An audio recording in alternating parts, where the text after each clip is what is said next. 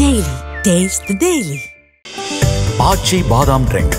ஆச்சி பாதாம் ட்ரிங்க் ஒன்னு வாங்குனா ஒன்னு free. Meenakshi Academy of Higher Education and Research. Admissions open. Apply online. Paid reviews, negative campaigning, நீங்க அதை எப்படி அட்ரஸ் பண்ண விரும்புறீங்க? அரசியலுக்குன்னு ஒரு யூடியூப், சினிமாக்குன்னு ஒரு யூடியூப், ஒரு ஆன்மீகத்தின் யூடியூப், எல்லாத்துலேயும் ஃபேக்கும் பொய்யும் கலந்துதான் இருக்கு. அந்த படத்தெல்லாம் கம்பேர் பண்ணும்போது எவ்வளோ நல்லா இருக்குது. அது சினிமா ரசிகர்கள் வந்து ஒரு படத்தை நல்லா இருக்குதுன்னு சொல்லும்போது இவங்க எப்படி வந்து ஒரு படத்தை கில் பண்ணுற மாதிரி இல்லை.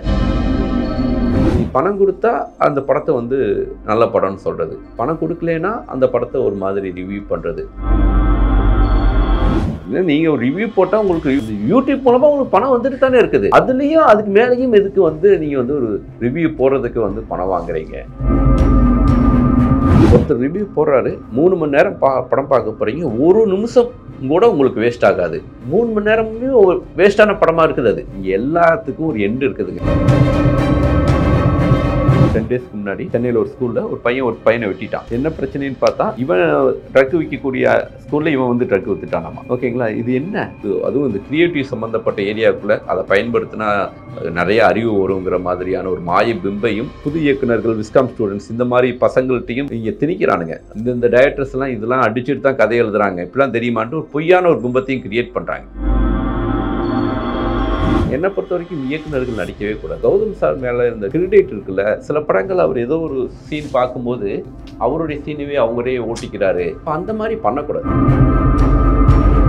Cheran sir, SA. சூர்யா சார்லாம் பெஸ்ட் டைரக்டர்ஸ். அவங்களாம் நடிக்காமல் இருந்திருந்தாங்கன்னா இன்னமும் நிறைய படங்கள் அவங்க கொடுத்துருப்பாங்க. என்னென்னா அவங்க நடிக்க ஆரம்பித்ததுக்கப்புறம் அவங்களுக்கு ஏற்ற மாதிரி கதை யோசிக்க ஆரம்பிக்கிறாங்கல்ல, அங்கே தான் பிரச்சனை வருது. சினிமாவை பற்றி இப்போ ரீசெண்டாக வந்து ட்ரெண்ட் ஆகிற விஷயம், நிறைய வந்து பெய்டு ரிவ்யூஸ், நெகட்டிவாக போடுறதுக்கு நெகட்டிவ் கேம்பெயினிங்ஸ், இதெல்லாம் வந்து கண்டினியூஸாக இந்த ஜென்ரேஷன் சினிமாவில் வருதுன்னு சொல்லி நிறைய பேர் சொல்கிறாங்க. Being a part of Tamil cinema fraternity, நீங்கள் அதை எப்படி அட்ரஸ் பண்ண விரும்புகிறீங்க? என்னுடைய முந்தைய திரைப்படங்களில் ஒரு திரைப்படத்துக்கு வந்து ஒரு ரிப்போர்ட்டர் படம் பார்த்தாரு. நான் அவரோட ரிவ்யூலாம் ஃபாலோ பண்ணுவேன். அப்புறம் என்னோடய பிஆர்ஓட்ட கேட்டேன், என்ன சார் அவர் ரிவ்யூ பண்ணலை அப்படின்னு கேட்டால், அவர் நம்பர் கொடுங்க. என்ன சார் ரிவ்யூ பண்ணல சார், எனக்கு படம் பிடிக்கல சார், அந்த ரிவ்யூ பண்ணனா அவங்க படத்துக்கு மைனஸாக இருக்கும் அப்படின்னு சொன்னார்.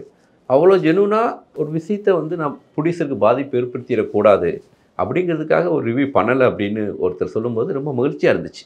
அவருக்கு பிடிக்கலைங்கிறத நான் எப்பயுமே வந்து அவங்களுடைய சுய கருத்து, அதை நான் அக்செப்ட் பண்ணிக்குவேன்.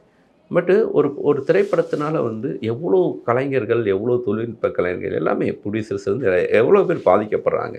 இப்போ வந்து யூடியூப்பில் வர்றது எல்லாம் உண்மைன்னு நினைக்கக்கூடிய அளவுக்கு அதை வந்து ஃபாலோ பண்ண ஆரம்பிச்சிட்டாங்க. அதுக்குள்ளே எவ்வளோ ஃபேக் இருக்குது, எவ்வளோ பொய் இருக்குது, எவ்வளோ கற்பனை இருக்குது. எல்லா விதத்துலையும் சொல்கிறேன், அரசியலுக்குன்னு ஒரு யூடியூப்பு, சினிமாக்குன்னு யூடியூப்பு, ஒரு ஆன்மீகத்தின் யூடியூப்பு, எல்லாத்துலேயும் ஃபேக்கும் பொய்யும் கலந்துதான் இருக்குது. இதை பிரித்து பார்க்க மக்களுக்கு தெரிய மாட்டேங்குது. ஸோ அது நமக்கு வந்து ஒவ்வொருத்தவங்களுக்கும் அதை நம்ம புரிய வைக்க வேண்டியது நம்ம கடமை. அதே மாதிரி சினிமாவை பொறுத்த வரைக்கும் இப்போ டிஎன்ஏ திரைப்படம் வந்து நான் ரிவ்யூ பார்த்தா படம் நல்லா இல்லை நாங்கள் அந்த இயக்குனருடைய படங்களை எனக்கு பிடிக்கும், போய் பார்த்தா படம் பிடிச்சிருந்துச்சி, நல்லா இருந்துச்சு, ஏன்டா இப்படி ஒரு நெகட்டிவ் ரிவ்யூ பண்ணியிருந்தாங்க அப்படின்னு தோணுச்சு. அப்புறம் மறுபடியும் இப்போ மார்கன் திரைப்படம் அதே மாதிரி வந்து நல்லா இல்லை, ஒர்த்லெஸ், இந்த மாதிரியான விஷயங்களாக இருந்துச்சு. படம் பார்த்தா எனக்கு பிடிச்சிருந்துச்சி, ஒரு எங்கேஜிங்கான திரைப்படமாக இருந்துச்சு. அவ்வளோ செகண்ட் ஷோக்கு அவ்வளோ லேடிஸ், அவ்வளோ பெண்கள் வந்திருந்தாங்க. வெளியே போகும்போது படம் நல்லா இருக்குல்ல அப்படின்ட்டு இன்னொரு படத்தை, ஐயோ அந்த படத்தெல்லாம் கம்பேர் பண்ணும்போது எவ்வளோ நல்லா இருக்குது. அது ரீசெண்டாக 2 வாரத்துக்கு முன்னாடி வந்த ஒரு படத்தை கம்பேர் பண்ணி சொல்லிட்டு போகிறாங்க, ஒரு ஃபேமிலி பேசிட்டு போகிறாங்க. ஸோ அப்படி சினிமா ரசிகர்கள் வந்து ஒரு படத்தை நல்லா இருக்குதுன்னு சொல்லும்போது இவங்க எப்படி வந்து ஒரு படத்தை கில் பண்ணுற மாதிரி இல்லை. இந்த ஒரு ஏன்னா அது வந்து உண்மைன்னு நினைக்கக்கூடிய மனப்பான்மைக்கு இங்கே வந்து இங்கே ரசிகர்கள் வர ஆரம்பித்ததுக்கப்புறம் அது வந்து ஒரு ரொம்ப தவறான விஷயம். பட்டு அது கூட அவங்களுடைய தனிப்பட்ட கருத்துன்னு கூட நம்ம விட்டுட்டு போயிடலாம், அது அவங்களுடைய. ஆனால் ஒரு படத்தை வந்து நல்லா இருக்குன்னு சொல்கிறதுக்கு பணம் வாங்குறது இருக்குல்ல, அது ரொம்ப ரொம்ப தவறான ஒரு விஷயம். நடக்குது சார், பணம் வாங்கி ரிவ்யூ பண்ணுற கல்ச்சர் வந்து நிதர்சனமாக நடக்குது. ஆமாம், நிதர்சனமாக நடக்குது. அது ரொம்ப பணம் கொடுத்தா அந்த படத்தை வந்து நல்ல படம்னு சொல்கிறது, பணம் கொடுக்கலனா அந்த படத்தை ஒரு மாதிரி ரிவ்யூ பண்ணுறது, இது ரொம்ப ரொம்ப எந்த துறையாக இருக்கட்டும். ஏன்னா என் கண்ணுக்கு தெரிஞ்சு என்னுடைய துறையிலேயே ஒரு தவறு நடக்கும்போது அதை வந்து நான் சொல்லணும்னு ஆசைப்பட்றேன். அது வந்து ஜெனூனான நிறைய பேர் இருக்காங்க, ஜெனூனாக நிறைய பேர் இருக்காங்க. ஆனால் சில பேர் அதை வந்து நீங்கள் ஒரு ரிவ்யூ போட்டால் உங்களுக்கு ரிவ்யூ அந்த யூடியூப் மூலமாக உங்களுக்கு பணம் வந்துட்டு தானே இருக்குது.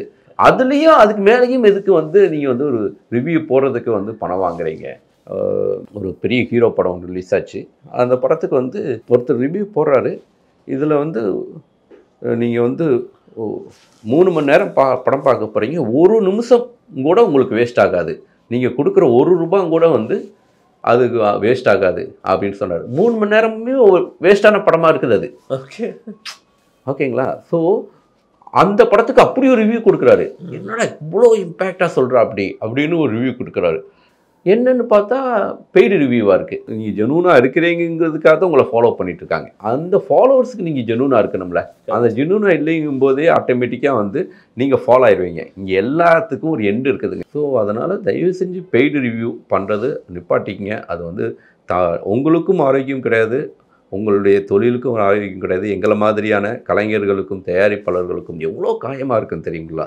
படம் நல்லா இருக்குன்னு சொன்னோடனே மார்கன் டைரக்டர் அவ்வளோ சந்தோஷப்படுறாரு. என்ன சார் ரிவ்யூ வந்து மாஃபியா மாதிரி இருக்குது சார், பயமாக இருக்குது சார், என்ன சார் ரிவ்யூ இப்படி பண்ணுறாங்க அப்படின்னாரு. அதெல்லாம் வந்து கடந்து தான் போகணும். முதல் திரைப்படம்னால உனக்கு சுற்றிலும் அதை மட்டுமே இருக்கும். கலெக்ஷன் நல்லா இருக்குதுல்ல, 3 நாள் கலெக்ஷன் நல்லா இருக்குது. இதுக்கு முன்னாடி விஜய் ஆண்டனி சார் பண்ண படங்கள் பிச்சைக்காரன் 2க்கு அப்புறம் இந்த படம் தான் பெஸ்ட்டு கலெக்ஷன் தான் வந்து ஒரு படத்துடைய வெற்றி தோல்வியை தீர்மானிக்க போகுது. விமர்சனம் தூக்கி ஓரம் வச்சுங்க. பட் அதனால் கொஞ்சம் உங்களுக்கு பாதிப்பு இருக்கும், மன ரீதியான பாதிப்பு இருக்கும். ஃபஸ்ட்டு 3 days கலெக்ஷன்ஸ் கொஞ்சம் கம்மியாகிறதுக்கு அது ஒரு அந்த விமர்சனங்களாக ஒரு காரணமாக இருக்கும். அவனுக்கு ஹோப்பாக சில விஷயங்கள் சொன்னோன்னே அவர் ரொம்ப சந்தோஷப்பட்டான். அப்படி அந்த இயக்குனர் பணம் கொடுக்க மாட்டேன்னு சொல்லக்கூடிய தயாரிப்பாளர்கள், ஸோ அவங்களுக்கு நீங்கள் ஒரு விஷயம் பண்ணுறது, உங்கள் யூடியூப் சேனலில் ஆடு போட்டால் அந்த ஆடுக்கு ஏற்ற மாதிரி அந்த படங்களுக்கு நீங்கள் வந்து விமர்சனம் பண்ணுறது, ஆடை கொடுக்கலன்னா அதுக்கேற்ற மாதிரி ஒரு விமர்சனம் பண்ணுறது, இதெல்லாம் வந்து ஒரு ஆரோக்கியமான விஷயம் கிடையாது. ஸோ நான் சொல்கிறது, எந்த யூடியூப் சேனலாக இருக்கட்டும், எந்த யூடியூபராக இருக்கட்டும், உங்களை ஃபாலோ பண்ணுற யூடியூப் மக்களுக்கு நீங்கள் வந்து உண்மையாக இருங்க. அதுதான் என்னுடைய தாழ்மையான கருத்து. சார், இந்த சின்ன படங்களுக்கு ரிவ்யூஸ் அப்படிங்கிற ஒரு விஷயம் இருக்குல்ல சார். இப்போ மஞ்சுமல் பாய்ஸ்னு ஒரு படம் வந்துச்சு, அது எல்லாருமே கொண்டாடினாங்க, எல்லா ரிவ்யூஸும் ஆகாவோன்னு சொன்னாங்க. அது கூடயே நம்ம தமிழ்நாட்டில் நாகர்கோவில் சைடில் பைரின்னு ஒரு படம் எடுத்திருந்தாங்க. ரொம்ப அற்புதமான படம். ஒரு ஆல்மோஸ்ட் ஒரு 1.5 கோடி 2 கோடிக்குள்ளே இருக்கிற பட்ஜெட்டில் ஒரு படத்தை எடுத்திருந்தாங்க. வியப்பாக இருந்துச்சு. ஒரு புறா வச்சின கதை. அதை வந்து ஆல்மோஸ்ட் ஒரு 2 பேர் 3 பேர் தான் ரிவ்யூ பண்ணியிருந்தாங்க 100 ரிவ்யூவர்ஸில். இப்போ சின்ன படங்களை தொட்டால் நமக்கு என்ன வியூஸும் வராது, நம்ம காசும் வராது ப்ரொடக்ஷன் கிட்டேங்கிறதுனாலே அவாய்ட் பண்ணுறாங்க அப்படிங்கிற ஒரு கட்டாயம் இங்கே சினிமாவில் நிகழ்வுதா இந்த விமர்சன சர்க்கிளில்? ஆமாம் சார். ஒரு முதல்ல படங்களே பார்க்க மாட்டாங்க, ப்ரெஷ் ஷோக்கே போக மாட்டாங்க. அது வந்து ஒரு முழுக்க ஒரு நீங்கள் பண்ணுறதே ஒரு தொழில். அந்த தொழிலுக்கு அந்த வாரத்தில் 4 படம்னா அந்த 4 படத்தை ரிவ்யூ பண்ணணும். அது சின்ன படமாக இருந்தால் பெரிய படமாக இருந்தால் என்ன, பெரிய படங்களுக்கு மட்டும் நீங்கள் வந்து ஒரு ரிவ்யூ போட்டுட்டு சின்ன படங்களை பார்க்குறதே கிடையாது, ப்ரெஷ் ஷோ கூட போகிறது கிடையாது. ஸோ அது ஆட்டோமேட்டிக்காக அந்த படத்தை ரிவ்யூ பண்ணுறதும் கிடையாது. ஸோ அது வந்து மக்கள் மத்தியில் இப்படி ஒரு படம் ரிலீஸ் ஆச்சுன்னு தெரியவும் தெரியாது. ஸோ அது மாதிரிலாம் வந்து நிறைய நடக்குது. அது என்னென்னா, இது வந்து ஒரு இப்போ பாருங்கள், கண்ணப்பா படத்துக்கு வந்து தெலுங்கில் அந்த ப்ரொடியூசர் வந்து என் படத்துக்கு வந்து ரிவ்யூஸ் வரக்கூடாது அப்படின்னு கோர்ட்டில் ஆர்டர் வாங்குறா. அப்படி ஒரு பர்டிகுலராக ஒரு 10 சேனல்ஸ் மேலே இந்த சேனல்லாம் வரக்கூடாது என்னுடைய ரிவ்யூஸு அப்படின்னு ட்ரோல் பண்ணக்கூடாது அப்படின்னு போட்டு, இப்போ அந்த மாதிரி திடீர்னு ஒரு விஷயம் நடந்துச்சு அப்படின்னா இப்போ இவங்களுடைய தொழிலும் சேர்ந்து தான் பாதிக்கப்படும்.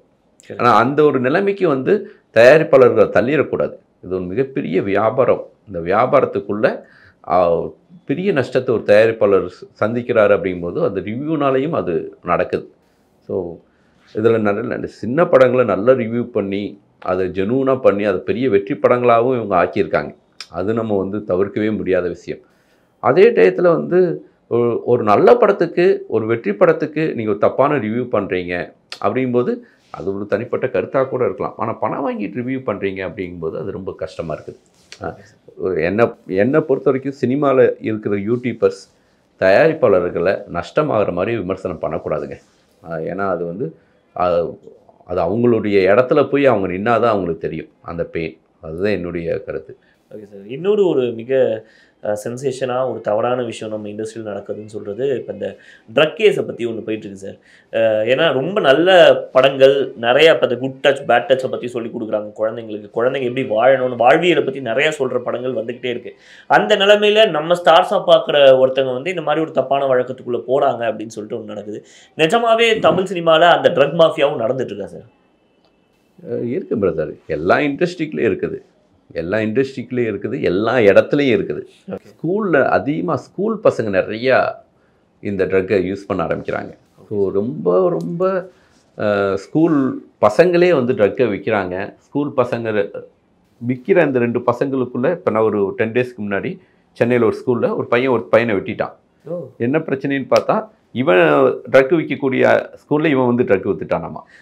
ஓகேங்களா, இது என்ன எந்த அளவுக்கு மோசமாக போயிட்டுருக்குது. ஸோ அந்தளவுக்கு ட்ரக்குடைய இது ரொம்ப ரொம்ப மோசமாக போயிட்டுருக்குது. ரொம்ப பேரண்ட்ஸ் ரொம்ப கேர்ஃபுல்லாக இருக்கணும். உங்கள் பையன் லவ் பண்ணால் கூட விட்டுருங்க, உங்கள் பையன் வந்து ஏதோ சினிமாவுக்கு போனான்னா கூட விட்டுருங்க, நீங்களே கூப்பிட்டு போங்க. ஆனால் ரொம்ப கேர்ஃபுல்லாக பேரண்ட்ஸ் பார்த்துக்கணும். ஏன்னா இங்கே வந்து கிளாஸ் குரூப் ஸ்டடீஸ், பசங்களோட வெளியே போகிறது 9th 10th ஆரம்பிக்குது பிரதர். ரொம்ப கஷ்டமாக இருக்குது. அது ரொம்ப ரொம்ப மோசமாக போயிட்டுருக்குது. அது கொஞ்சம் அரசாங்கம் கரெக்டாக நடவடிக்கை எடுக்கணும்னு இந்த நேரத்தில் நான் கேட்டுக்கிறேன். இது வந்து சினிமாக்குள்ள மட்டும் கிடையாது, மக்கள் அது யங்ஸ்டர்ஸ்குள்ள நிறைய நடந்துகிட்ருக்கு. அது ஏதோ அதுவும் இந்த கிரியேட்டிவ் சம்மந்தப்பட்ட ஏரியாவுக்குள்ளே அதை பயன்படுத்தினா நிறைய அறிவு வருங்கிற மாதிரியான ஒரு மாய பிம்பையும் இந்த புது இயக்குநர்கள், விஸ்காம் ஸ்டூடெண்ட்ஸ் இந்த மாதிரி பசங்கள்கிட்டையும் இங்கே திணிக்கிறானுங்க. அடிச்சுப்பார், பயங்கர கிரியேட்டிவ் வரும், இந்த டைரக்டர்ஸ்லாம் இதெல்லாம் அடிச்சுட்டு தான் கதை எழுதுறாங்க, இப்படிலாம் தெரியுமான்ட்டு ஒரு பொய்யான ஒரு பிம்பத்தையும் கிரியேட் பண்ணுறாங்க. ஸோ இப்போ என்ன ஆயிடுதுன்னா, நம்ம கிரியேட்டிவ் நல்லா வரணும்னா இதை அடிக்கணும் போல தெரியுது அப்படிங்கிற ஒரு பாயிண்ட்டுக்கு அவங்க போகிறாங்க. அப்படிலாம் கிடையவே கிடையாது. அதுக்கு இதுக்கும் கிடையாது. முட்டாள்தனம் உடலையும் மூளையும் மக்கிடும். அதுதான் உண்மை. Super sir. அண்ட் டேரக்டராக இருந்து டேர்ன்ட் ஆக்டர்ஸ்ன்னு சில உங்கள் கான்டெம்பரரிலேயே ஒரு 3 பேர் சொல்லணும்னா, கௌதம் மேனன் சார், மிஷ்கின் சார், அதுக்கப்புறம் செல்வராகவன் சார். இப்போ நீங்களே 2-3 படத்தில் நடிச்சிட்டீங்க. அது என்ன சார் இப்போ ஒரு ட்ரெண்டா டேரக்டர்ஸ்லேருந்து ஆக்டர்ஸாக டேர்ன் ஆகுறது? இல்லை மேடம், அப்படி இல்லை. நான் ஆக்சுவலி அந்த சுட்டுப்பிடிக்க உத்தரவு நடிக்கும்போது அந்த டயத்தில் எனக்கு ஒரு 8 மாதம் ஒரு ப்ராஜெக்ட்டுக்காக நான் வெயிட் பண்ணிகிட்ருக்கேன். ஒரு டேட் இருக்குது, சரி ஸ்கிரிப்ட் ஒர்க் பண்ணிகிட்ருக்கேன். திடீர்னு வந்து அப்படி விக்ராந்து சொன்னால், அப்படி சார் ஒரு கேரக்டர் டைரக்டர் என்ன விக்ராந்து, அது ஐடியாவே கிடையாதுன்னு. அப்புறம் கதை கேளுங்க. கதை கேட்டால் எனக்கு ஒரு டிஃப்ரெண்ட் எக்ஸ்பீரியன்ஸ் கிடைக்கும்னு தோணுச்சு. ஏன்னா படத்தில் டைலாக் பேசி நடிக்கிறதுலாம் நடிச்சிடலாம் நம்ம, ஆனால் டைலாக்கே இல்லாமல் ஒரு ஃபுல் படத்தில் நடிக்கணும். கரெக்ட். வரணும், கண்ணை சுடணும், போகணும். படத்தில் டைலாக்கே கிடையாது. ஸோ முழுக்க பெர்ஃபார்மன்ஸ் மட்டும்தான். சரி, டிஃப்ரெண்ட் எக்ஸ்பீரியன்ஸாக இருக்கும் அப்படின்ட்டு போய் நடித்தேன். அந்த ஒரு 25 நாள் எனக்கு வேற ஒரு எக்ஸ்பீரியன்ஸ் எனக்கு கிடச்சிச்சு. தமிழுக்கு ஒன்றை அழுத்தவும் ராம் பிரகாஷ். ஸோ அதுதான். பட் என்னை பொறுத்த வரைக்கும் இயக்குநர்கள் நடிக்கவே கூடாது பிரதர். ஏன்னா அவங்க நாம நடிக்கக்கூடாது. கௌதம் சார் மேலே இருந்த அந்த ஒரு கிரெடிட் இருக்குல்ல. சில படங்கள் அவர் ஏதோ ஒரு சீன் பார்க்கும்போது, என்னடா இவ்வளோ பெரிய அவருடைய சீனவே அவங்களே ஓட்டிக்கிறாரு அப்படின்னு வந்து கஷ்டமாக இருக்குது. அதெல்லாம் மாஸ்டர் பீஸ் அதெல்லாம். ஸோ அந்த மாதிரி பண்ணக்கூடாது. செல்வராஜ் சார்லாம் வந்து 7G ரெயின்போ காலனி புதுப்பேட்டையில் எத்தனை முறை பார்த்துருப்போம். ஸோ அவர் வந்து எங்கேயாவது அவரை மொக்க பண்ணுற மாதிரி ஒரு சீன் வரும்போது நம்ம கஷ்டமாக இருக்கும். ஏன்னா அவங்களாம் நம்ம மாஸ்டராக பார்த்துட்டோம். ஸோ அந்த மாதிரி எனக்கு இயக்குநர்கள் நடிகராக மாறுறது இருக்குல்ல, அது எனக்கு வந்து உடன்பாடு கிடையாது. ஏன்னா சேரன் சார், எஸ் சூர்யா சார்லாம் பெஸ்ட்டு டைரக்டர்ஸ். அவங்களாம் நடிக்காமல் இருந்திருந்தாங்கன்னா இன்னமும் நிறைய படங்கள் அவங்க கொடுத்துருப்பாங்க. என்னென்னா அவங்க நடிக்க ஆரம்பித்ததுக்கப்புறம் அவங்களுக்கு ஏற்ற மாதிரி கதை யோசிக்க ஆரம்பிக்கிறாங்கல்ல, அங்கே தான் பிரச்சனை வருது. ஒரு கதையை எடுத்துகிட்டு அந்த கதைக்கு யார் சரியாக இருப்பாங்களோ அவங்கள நடிக்க வைக்கும்போது அவங்க சிறந்த படங்கள் கொடுத்துட்டே இருக்காங்க. பட் நடிக்கும்போது கம்ஃபர்ட் கொஞ்சம் பெட்டராக இருக்குது டைரக்ஷனை விட. அதுக்காகவும் வந்து நடிக்க போகிறாங்களா? இல்லை, அவங்களுடைய மோட்டிவே அதுவாக இருக்கும். அவங்க சேரன் சார் வந்ததே நடிக்கிறதுக்காகத்தான். ஸோ டைரக்ஷன் ரூட்டுக்குள்ளே போய் நடிக்க போகிறாரு. எஸ் சூர்யா சார் வந்ததே நடிப்புக்காக தான். ஸோ டைரக்ஷன் ரூட்டுக்குள்ளே வந்து நடிகராகிறாங்க. பட் அவங்கள நம்ம ஃபஸ்ட் டைம் வந்து ஒரு இயக்குனராக பார்த்ததுனால அவங்க இயக்குனராகவே இருந்தால் நிறையா படங்கள் இன்னும் நல்ல படங்கள் கிடச்சிருக்குமே அப்படிங்கிற ஒரு ஆதங்கம் தான்.